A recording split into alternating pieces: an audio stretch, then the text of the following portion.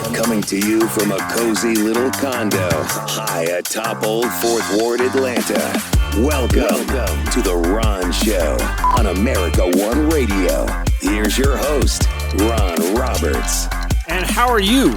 Welcome from bitter cold Atlanta, where we are expecting temperatures into the teens overnight and into Wednesday morning. If you're listening Wednesday morning, you already know what I'm talking about.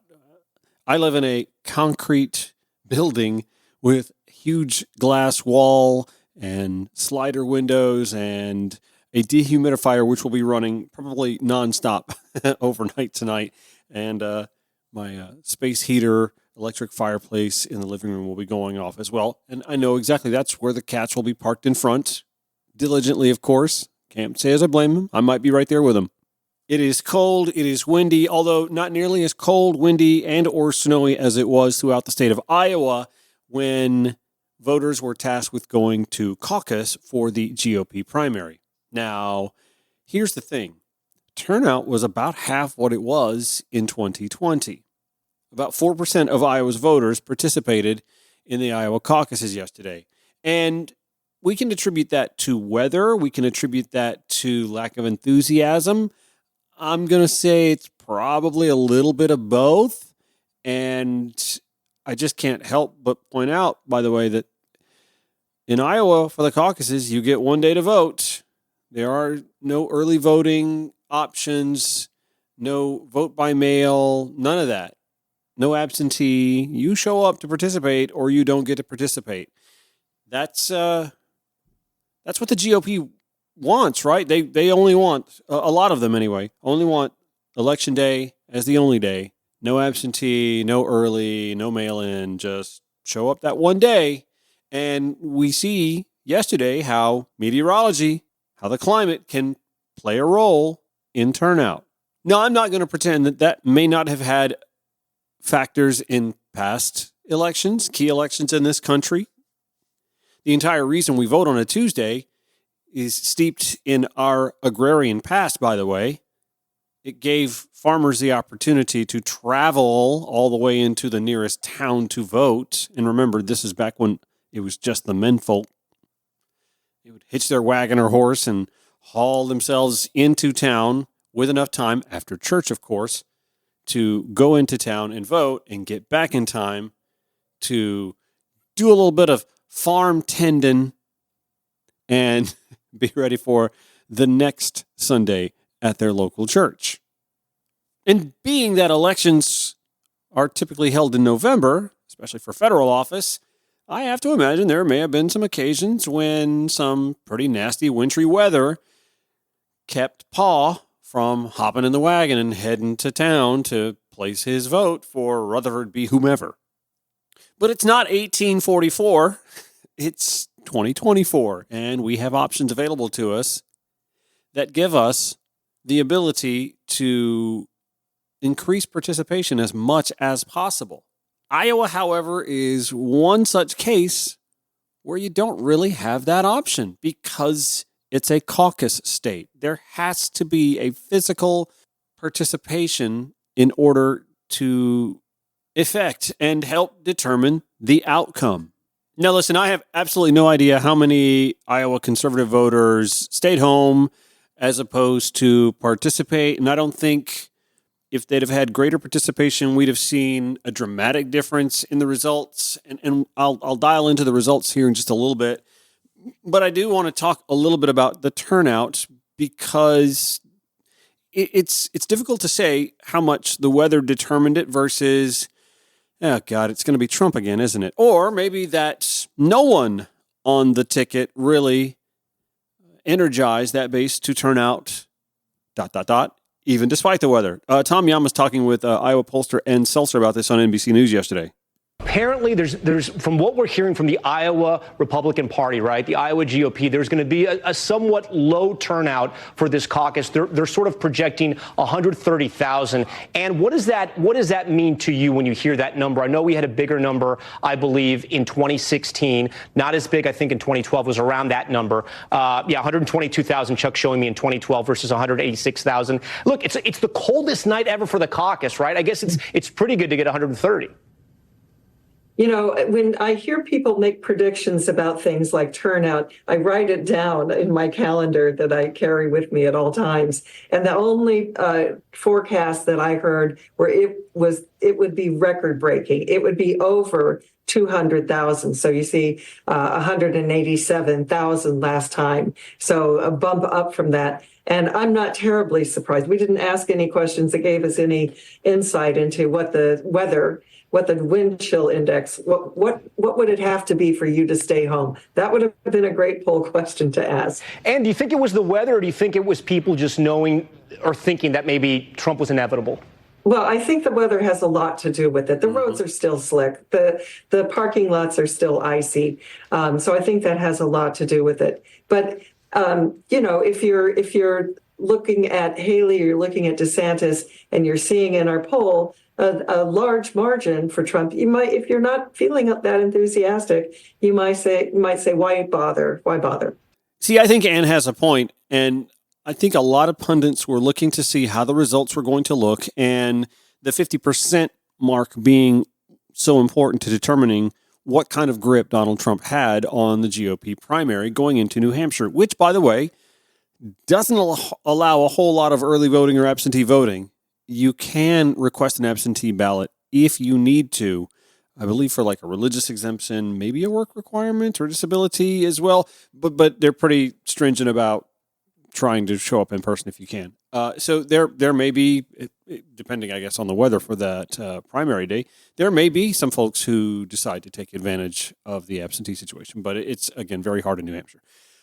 In Iowa, we saw Trump finishing with 51% of the vote and Governor Ron DeSantis about 30 points behind at 21%, Nikki Haley at slightly above 19%.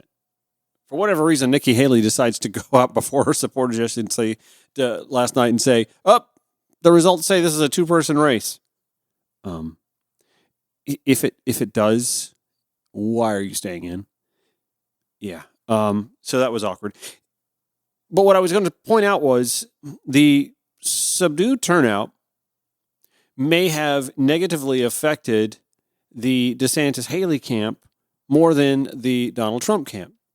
The conventional wisdom was, well, Trump will have the older voters, and the older voters may not want to venture out in the weather, or there may be some of that inevitabilism that seeps into his camp, and Trump's got this in the bag, it doesn't matter if I go participate. So it may have subdued.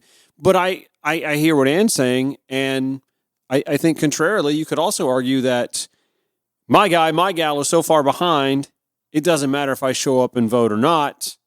And they can tell me how important it is, as Donald Trump did. Donald Trump literally went out and said, put your life on the line for me, please. But again, the outcome was so baked in already that you could probably argue in some respects that all three may have suffered from the weather keeping their base at home. Now, listen, if there were a real alternative with a real shot with any traction whatsoever, I think that candidate might have been able to get their base out. But there really was no true alternative to Donald Trump. No matter how hard these candidates try to subtly convince their base otherwise. And I say subtly because neither of the two left have shown the guts to really go hard at Donald Trump. And it's kind of difficult to anyway, when one was his UN ambassador and the other was his hand-picked, hand-endorsed gubernatorial candidate from Florida. The guy is literally younger Trump. So it's kind of hard to go after someone who you either worked with and or emulate in some form. But when you think about the GOP primary options, there really were precious few actual alternatives. The one alternative that comes to mind was Congressman Will Hurd from Texas, who after the 2016 primary sort of distanced himself from Donald Trump and was very outspoken about his opposition to Trump's antics and rhetoric. Outside of that, you look at the rest of the candidates, the serious candidates, Mike Pence, well, that was Trump's vice president, Tim Scott, U.S. Senator, endorsing Trump back in 2016, there to work for him on his reelection in 2020 in South Carolina. Chris Christie was an advisor for Donald Trump before becoming the one outspoken critic that had any traction. And it's because of his past association with Donald Trump, I believe, that no one took him seriously. I did. I was like, man, I want this guy to stay in the race. He's making up, this guy's spitting. He's making some valid points, right? Too little, too late. Vivek Ramaswamy just dropped out last night after his disappointing, shocked the world, results in Iowa. He's already endorsed Donald Trump and was himself timid to take any jabs at Donald Trump. He kind of borrowed the Nikki Haley new generation rhetoric. Asa Hutchinson never really had a chance. Nikki Haley was his UN ambassador. Ron DeSantis obviously emulates the Donald and was endorsed by Donald Trump. Just has his smarmy orange fingerprints all over him. So it's, and again, neither of them have adopted the Christie rhetoric to make themselves viable. The Lincoln Project voter, I call him the Lincoln Project voter because I think there is still that Republican voter. I think about my ex-father-in-law a lot about this, actually. That Republican voter that is still a fiscal conservative, social conservative, yada, yada, yada, yada, yada, but can't bring themselves to vote for Donald Trump. They'll vote for everybody else on the ticket, cannot vote for Donald Trump. And you look at the viable GOP primary options, and you realize there were none. Now, I have to tell you, if you don't know this about me from before, I'm not a religious person. I grew up in a Baptist church, Southern Baptist church. The white evangelical culture surrounded me. So I'm a little attuned to it, and it really hurts my heart to see this. But Donald Trump has a strong following amongst white evangelicals. Entrance polling in Iowa showed that he was favored by 53% of white evangelicals in the state of Iowa. So I'm guessing that means that the other 47% of white evangelicals feel like their values aren't represented by him. And I don't know that that's necessarily something to brush off. I just wonder about the 53% who know everything they know about him and continue to support him. Going to touch on that when we come back here in just a minute. There's a new advertisement from the Lincoln Project that sort of touches on that. We'll dive in when the Ron Show returns here on the America One Radio app, AmericaOneRadio.com, or wherever you podcast. Welcome back to the Ron Show for Tuesday. As a child of the 80s, I got to listen to a lot of Paul Harvey commentary. Oddly enough, it was on the pop station where I grew up in Augusta, Georgia. Back then, though, you only had like 4 or 5 radio stations to listen to, and so Paul Harvey was on the pop station in the middle of the lunch hour, which was the golden hour. It was a throwback because you didn't have so many signals that you could have an oldie station. So they played oldies from noon to 1, and they gave you Paul Harvey commentary. And so I grew up listening to Paul Harvey from time to time. One of the Paul Harvey pieces that sort of stands out and folks remember is the God Made a Farmer. Let me give you a piece of that real quick so I can then show you how the Lincoln Project sort of parodied it a little bit to take aim at Donald Trump. And on the 8th day, God looked down on his planned paradise and said, I need a caretaker. So God made a farmer. It's a nice homage that he gave in a speech to the Future Farmers of America convention in the late 1970s and then aired on his syndicated radio segment for years after that. In fact, it was used not all that long ago, I believe, in a Dodge truck commercial. Anyhow, earlier today, the Lincoln Project, which is mostly a batch of never Trump Republicans who have taken to social media to continue to hammer on how far the party has drifted from its so-called conservative values to embrace Trumpism, released a parody of that Paul Harvey speech. This one is entitled, So God Made a Dictator. And on the 8th day, God looked down on his planned paradise and said, I need a man to test the will and goodness of a free people. So God made a dictator. God said, I need a man who failed in everything but theft and broken promises to live in a golden palace and convince the poor he serves their needs. So God made a dictator. God said, I need a wicked man to lead the common folk with hatred and fear. So God made a dictator. God said, I need a corrupt man who is above the law and immune from justice. So God made a dictator. God said, I need a man who will use violence to seize power. So God made a dictator. God said, I need a man whose followers will call black white, call evil good, and call criminals hostages. So God made a dictator. God said, I need his political party to obey without question, and the press fear his wrath. So God made a dictator. God said, I need a cruel man who uses his power and position to punish and harm his opposition. So God made a dictator. God said, I need a man who breaks the faith of even his most godly followers and leads them to idolatry. Place him above me. So God made a dictator. And then God said, I sent this man to test you, and until you cast him down, you have failed. So God made a dictator. Pretty sobering stuff. And obviously, again, a parody of the Paul Harvey, So God Made a Farmer speech, but nonetheless, that tracks. Now listen, those of us wringing our hands, worrying about our white evangelical friends and neighbors, wondering, what the heck are y'all thinking? Maybe there's a ray of hope in the results from entrance polls. They don't do exit, they do entrance for Iowa caucuses, in that Trump only got 53% of the white evangelical vote. In 2020, nationwide anyway, AP estimated it was 81% to Biden's 18%. Edison exit polls estimate it was 76% in 2020 to 24%. So it was somewhere between 81 and 76%, 76 and 81%. So 53% is way down from that, but that's just Iowa. Who again, those voters had other options. And how many of the remaining 47% are just going to suck it up and get with their guy? I would imagine it probably gets them somewhere in that 76 to 81%. But still, in the primary polling, Donald Trump only got 53% of Iowa's white evangelical vote, as opposed to 76 to 81%. In 2016, you go back, though, this is consistent stuff. Trump won by a 77 to 16% margin over Hillary Clinton, according to Pew Research. So we go back to 2016. Trump convinced 77% of white evangelical voters that he was the choice, the morally clear choice for their vote.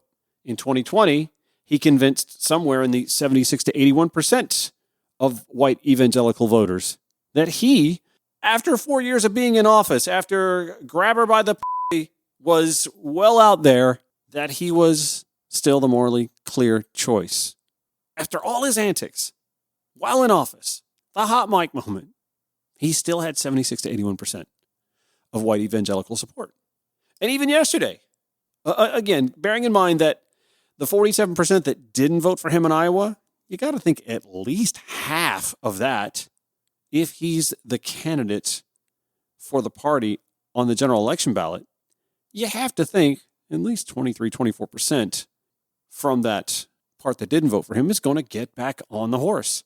And that puts him right back in the 76 and 77% mold. And I am personally, again, not a religious person, just personally confounded by this. How do folks who claim to be devout evangelical Christians continue to say that their faith guides their political decisions in an era where a man is the leader of their preferred party and continues to carry their support, who is an immoral, not Christian in behavior, and likely not at all Cretan? But then I realize it's actually not just him. The governor of the state of Texas, Greg Abbott, a self-professed Christian, plays politics with human lives despite what Jesus said about how we are to treat the immigrant. From NBC News yesterday. Tonight, the drowning of 3 migrants, a woman and 2 children, escalating tensions between the White House and the state of Texas. The White House says Texas officials in Eagle Pass prevented Border Patrol agents from providing emergency assistance to the migrants by blocking agents' access to a city park with a boat ramp. The state had recently taken control of the park earlier this week. I'd like to tell you what's going on here. As you can see, there's a gate here at Shelby Park. If you come down here, then they will be denying access. Texas Governor Greg Abbott justifying his state's takeover to police the border. Texas has the legal authority to control ingress and egress into any geographic location in the state of Texas, and that authority is being asserted with regard to that park in Eagle Pass, Texas. The DOJ responding with a legal filing to the Supreme Court, stating without the boat ramp, Border Patrol has no practical options for responding to migrants who may be in distress. A White House spokesperson telling NBC News, Governor Abbott's political stunts are cruel, inhumane, and dangerous, adding U.S. Border Patrol must have access to the border to enforce our laws. Leviticus 19:33 and 34. When a foreigner resides among you in your land, do not mistreat them. The foreigner residing among you must be treated as your native born. Love them as yourself, for you were foreigners in Egypt. I am the Lord your God. Y'all, again, I am not a religious person, but I feel like if I were, I would be an even greater opinionated progressive liberal than I already am. I actually have more on this. How the GOP is working to sabotage efforts to curb the surge at the southern border when the Ron Show returns here on the America One Radio app, AmericaOneRadio.com, or wherever you podcast. Broadcasting 5 days a week to make common sense common again. This is The Ron Show on America One Radio. So count me among those who absolutely had no idea and still probably would be surprised to find out some of the things that are happening around the world that the Biden administration is trying to remedy that we're absolutely unaware of. One of them happens to be a Central and South American policy that I'm going to bring to your attention if it's not already brought to your attention now. First, I got to tell you, I share this graphic all the time on social media that it's just an informative graphic. It talks about the 56 different military interventions in Latin America that date as far back as, oh gosh, how far back can we go here? I see the 90s, the 80s, 1975. Yeah, it doesn't look like this really, okay, this is the number of military interventions by the U.S. military since 1890 in Latin America. One of them occurred in 1954. When the CIA directed bombing and invasion and participated in a coup after a newly elected, right there by Guatemalan citizens, a newly elected government went to nationalize United Fruit Company lands. More than 200,000 people died in this civil war, and we had our hands all in it. By the way, the United Fruit Company is now what you would know as Chiquita Bananas.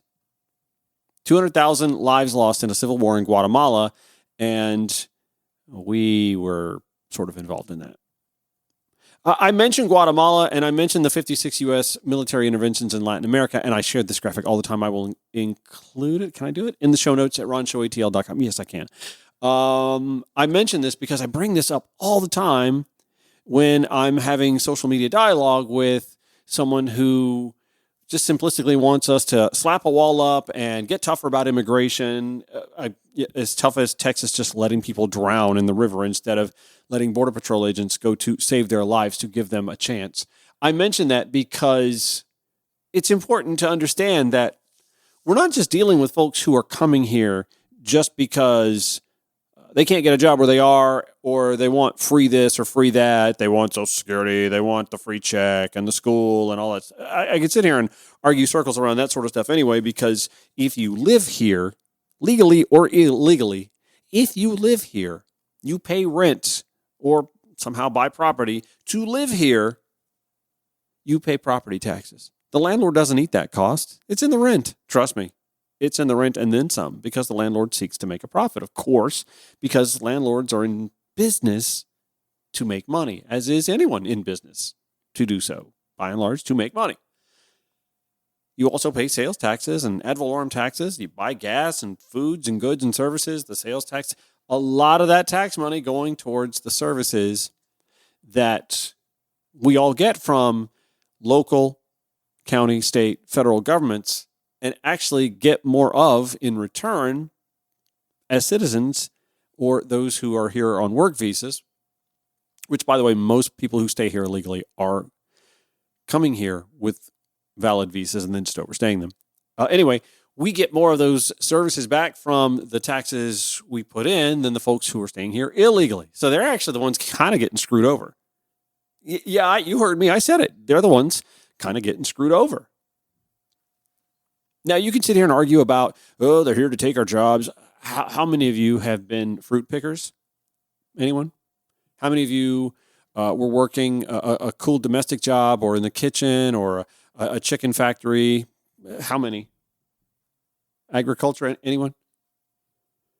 Now, there's a valid concern to be made about those who hire undocumented labor to work in construction, plumbing, electrical, et cetera, and so on. Valid concerns.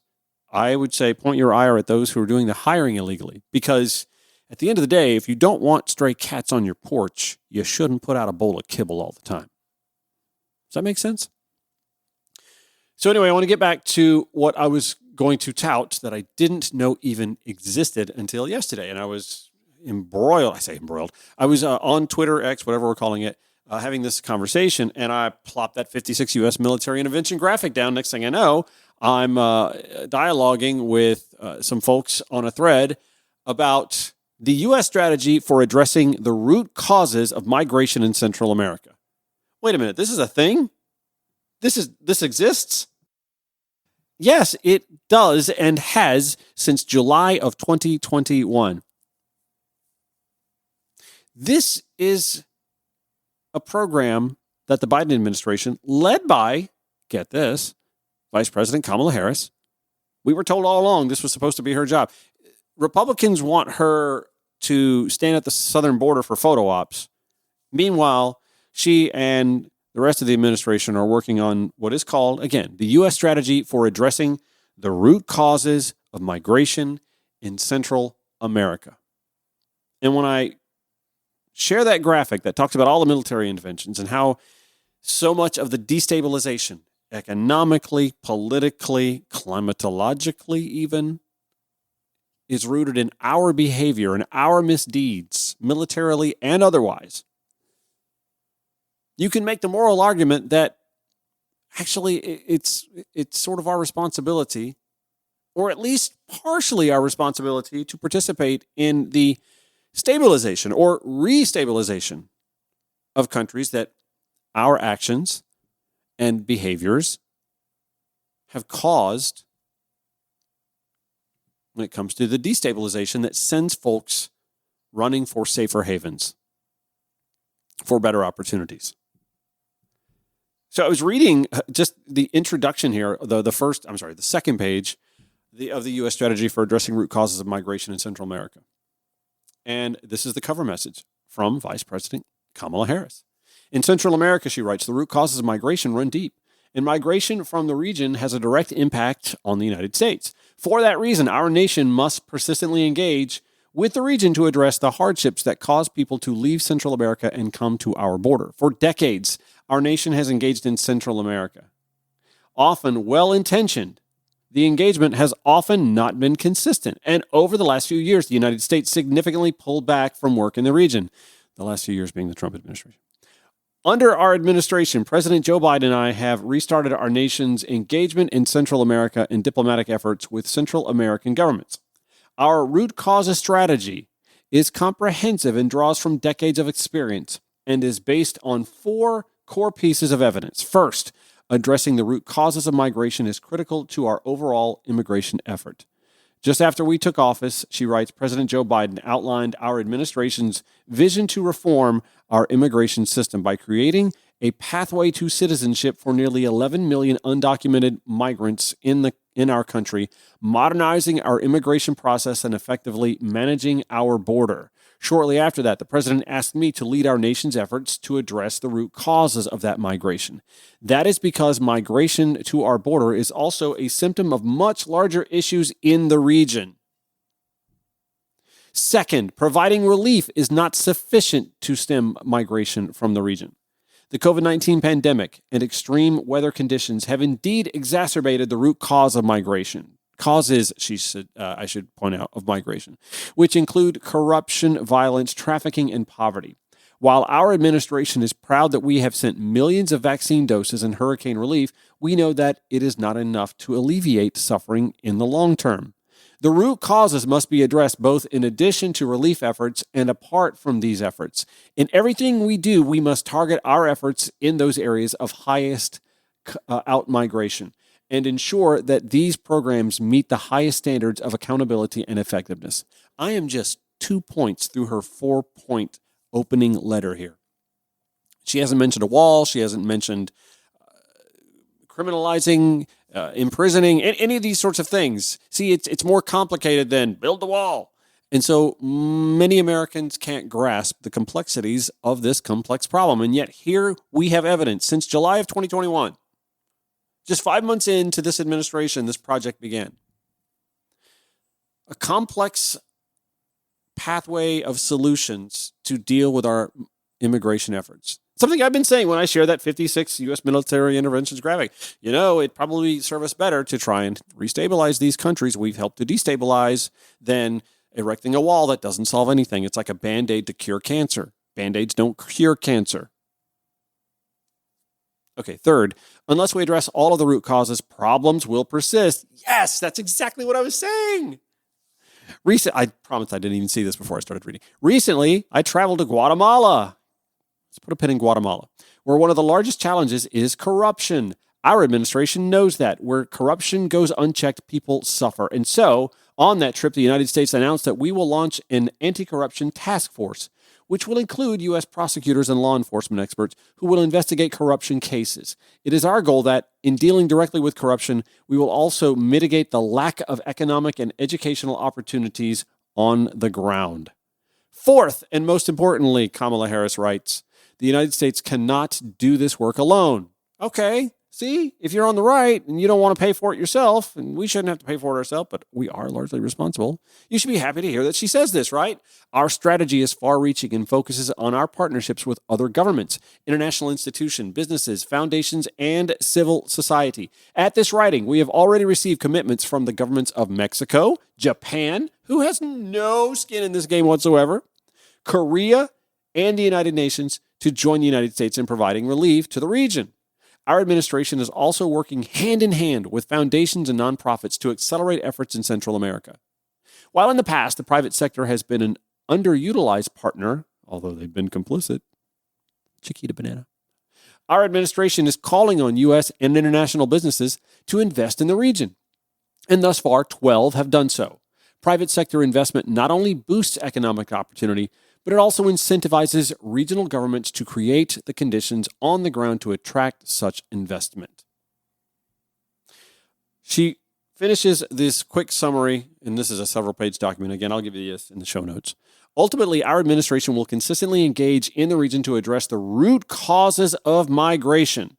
We will build on what works, and we will pivot away from what does not work.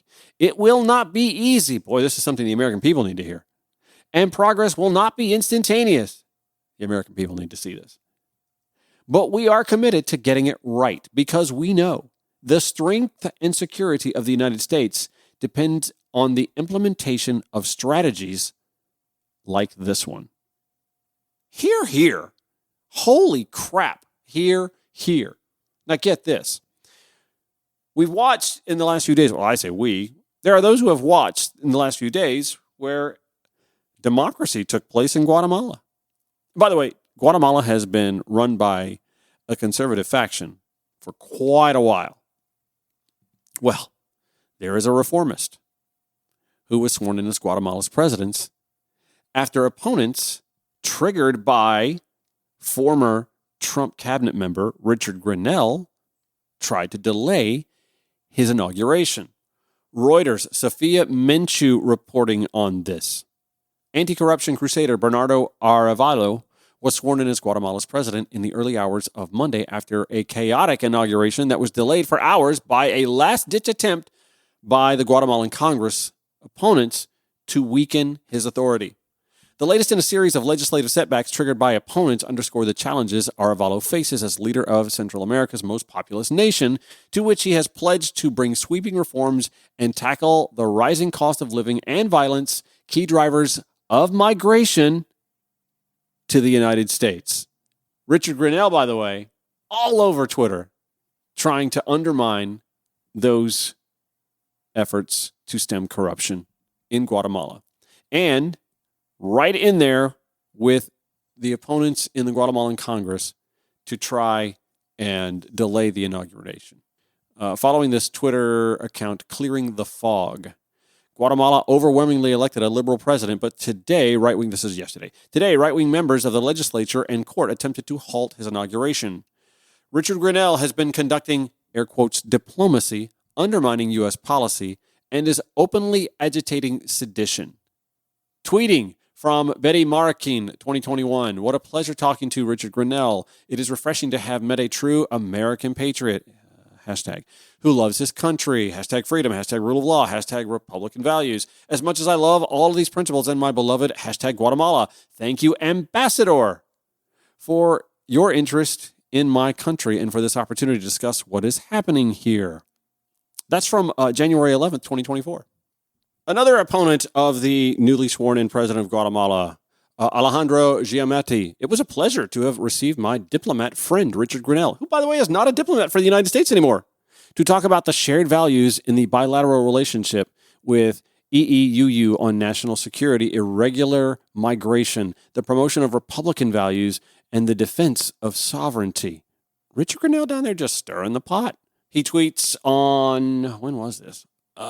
Stop intimidating Guatemalans who disagree with you politically. Your phony argument that people are, quote, undermining democracy when they simply disagree with you politically is ruining America's brand. Oh, God. Self-awareness lacking, right? We see you do it in America and around the world. Concentrate on the disastrous border you've helped create. As he's there trying to undermine democracy in Guatemala that's trying to turn away from the regime that's allowed for so many people to leave Guatemala for our own border. Republicans don't want to solve the immigration crisis. They want to keep it alive so they can keep voters showing up angry about it. And we're seeing the evidence of this sabotage right now.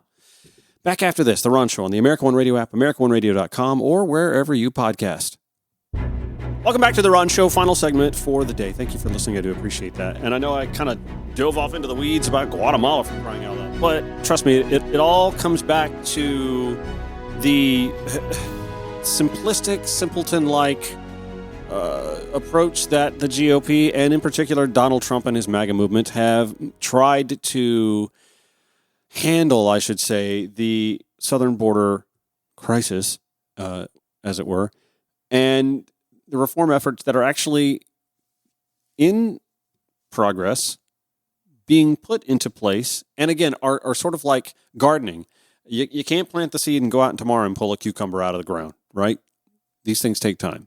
And as you read or heard me read from the Biden-Harris missive from the summer of 2021, these things are going to take time. But I will point out, by the way, that one of the major reasons a lot of these predicted surges didn't happen early on in the Biden presidency is because some of the work that they were doing on the ground to work to, again, restabilize destabilized countries in Central and South America. Let's talk about economies here at home, however. It was today that Georgia's new state economist, a guy who took the job last September, Robert Bushman, told lawmakers today, according to James Salzer at the Atlanta Journal-Constitution, that a mild recession is, quote, more likely than not in the first half of 2024. But massive surpluses following the COVID-19 shutdown, that's federal money, have allowed the state to squirrel away money, that's federal money, so big spending can continue. We have mitigating factors that should make any recession a mild one, and we may still avoid one. Bushman, a longtime Georgia State University economist, said on the opening day of joint House and Senate Budget Committee hearings reviewing Governor Brian Kemp's spending proposals. And by the way, I went and decided to do a little homework on Robert Bushman and kind of find him to be one of those conservatives I could probably get along with quite well. He does not like Donald Trump. He doesn't like the MAGA culture. I mean, does this surprise you that he is someone that Brian Kemp appointed to the role of state economist? It doesn't surprise me at all. And, you know, thinking back to the first segment, we were talking about how GOP voters really didn't have a viable, actual conservative option. And listen, I have a lot of things that I can quibble about Brian Kemp over, and you'll hear me do that quite often anyway if you're new to this. But say what you will, the man is a more by-the-books Republican. He is more a Liz Cheney Republican, the kind of Republican that, again, you can disagree with on a lot of things and yell at the TV when she's on Fox News talking or he's on Fox News talking. Trust me, I do this all the time. He misstates or distorts a lot of things. He, for example, spent the day today, again, talking to lawmakers about the Biden inflation. Like, that's not really a thing, dude. Inflation's actually stemmed and is finally stabilizing and back to normal thanks to the results of this presidency, you could argue. And actually, even if you didn't want to, you could at least say, well, if they didn't do anything to fix it, you also have to confess they didn't cause inflation. It's not like inflation was an American problem. We just talked about how inflation was affecting the Guatemalan economy, for example. Damn it, Joe Biden, how did you do that? How did you affect Guatemalan inflation? Yeah, so I guess getting back to this new economist, the guy who just took the job here back in September, his name, again, Robert Bushman, he's not a fan of Donald Trump. So when I hear him or read about him talking about a mild recession, you know what? I take this as someone who is an economist who is a little right of center, fairly enough, but I don't take that to mean that he's trying to play politics with what he's trying to say. In fact, I would surmise that if a recession were going to occur early in 2024, the earlier the better. If you're pulling for Joe Biden to get reelected, right? You want, get it over with. But we've managed to avoid that. We've been hearing predictions of recession from the right since he was putting his hand on the Bible. January 2021, recession's around the corner. Still not here. New Atlanta Journal-Constitution polling shows that Donald Trump leads Joe Biden here in Georgia, a swing state. Whew. Again, remember the 50% number, that's the number you want to pay attention to, but it's hard not to notice these numbers that Joe Biden trails former president and oft indicted Donald Trump by a 45 to 37% margin. There again, Donald Trump only getting 45% of those polled so far. Greg Bluestein, Michelle Baruchman at the Atlanta Journal-Constitution writing, the poll showed nearly 20% of Georgians weren't ready to support either candidate as the presidential race shifts from Iowa after Trump's dominant victory Monday in the first nominating contest of the 2024 election cycle. Guess what you will about what that 20% is going to do. I would probably say it's probably a 2-to-1 ratio would go towards Joe Biden. If you're not decided at this point in time, I think Trump's near his peak, near his glass ceiling. That's as far as he's going to go. But you know what? Even if that falls 2-to-1, that means Donald Trump gets about 52% to Joe Biden's. Do I have that right? It would seem to be, yeah. If you take 20% divided by 3, you're looking at. Okay, no, I'm wrong. Yeah, it's 51% to Biden's 49-ish. Super close once again. The reporting continues. Biden is hurt by soft support among many Democratic and independent voters who were crucial to his narrow 2020 victory over Trump in Georgia, including 10% of black voters who say they don't plan on voting in the White House race at all. I'm not going to sit here and assume they're going to come home, but I have to think when push comes to shove and rubber meets the road, folks are going to come to their senses if Donald Trump threatens to be a president of these United States again. Compounding Biden's struggles in Georgia are his low approval ratings. About 62% of registered voters are critical of the president's job performance, and a slim majority say they strongly disapprove of the Democrat. And you can surmise that some of that disapproval even comes from Democrats. All right. I'll put that and a lot more from today in the show notes at ronshowatl.com. Thank you so much for listening. I appreciate that. Bundle up, get the pipes to the water dripping so the pipes don't freeze, and we'll catch you tomorrow here 5 to 6 p.m. on the American One Radio app, AmericanOneRadio.com, or wherever you podcast. Have a good one.